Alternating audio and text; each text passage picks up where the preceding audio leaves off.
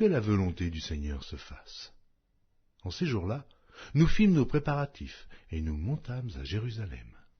Quelques disciples de Césarée vinrent aussi avec nous et nous conduisirent chez un nommé Mnason de l'île de Chypre, ancien disciple chez qui nous devions loger. Lorsque nous arrivâmes à Jérusalem, les frères nous reçurent avec joie. Le lendemain, Paul se rendit avec nous chez Jacques, et tous les anciens s'y réunirent. Après les avoir salués, il raconta en détail ce que Dieu avait fait au milieu des païens par son ministère. Quand ils l'eurent entendu, ils glorifièrent Dieu, puis ils lui dirent « Tu vois, frère, combien de milliers de Juifs ont cru, et tous sont zélés pour la loi. Or, ils ont appris que tu enseignes à tous les Juifs qui sont parmi les païens à renoncer à Moïse, leur disant de ne pas circoncire les enfants et de ne pas se conformer aux coutumes. Que faire donc? Sans aucun doute la multitude se rassemblera, car on saura que tu es venu. C'est pourquoi, fais ce que nous allons te dire. Il y a parmi nous 4 hommes qui ont fait un vœu. Prends-les avec toi. Purifie-toi avec eux, et pourvois leurs dépenses afin qu'ils se rasent la tête, et ainsi, tous sauront que ce qu'ils ont entendu dire sur ton compte est faux, mais que toi aussi tu te conduis en observateur de la loi.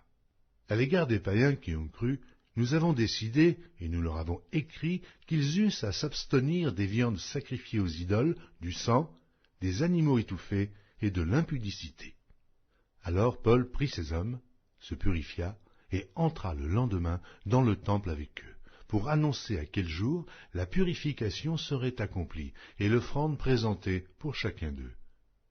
Sur la fin des 7 jours, les Juifs d'Asie ayant vu Paul dans le temple, soulevèrent toute la foule, et mirent la main sur lui, en criant « Homme israélite, au secours! Voici l'homme qui prêche partout et à tout le monde, contre le peuple, contre la loi et contre ce lieu. Il a même introduit les Grecs dans le temple et a profané ce saint lieu. » Car ils avaient vu auparavant Trophime d'Éphèse avec lui dans la ville, et ils croyaient que Paul l'avait fait entrer dans le temple. Toute la ville fut émue, et le peuple accourut de toutes parts. Ils se saisirent de Paul et le traînèrent hors du temple, dont les portes furent aussitôt fermées. Comme ils cherchaient à le tuer, le bruit vint au tribun de la cohorte que tout Jérusalem était en confusion. À l'instant, il prit des soldats et des centeniers et courut à eux.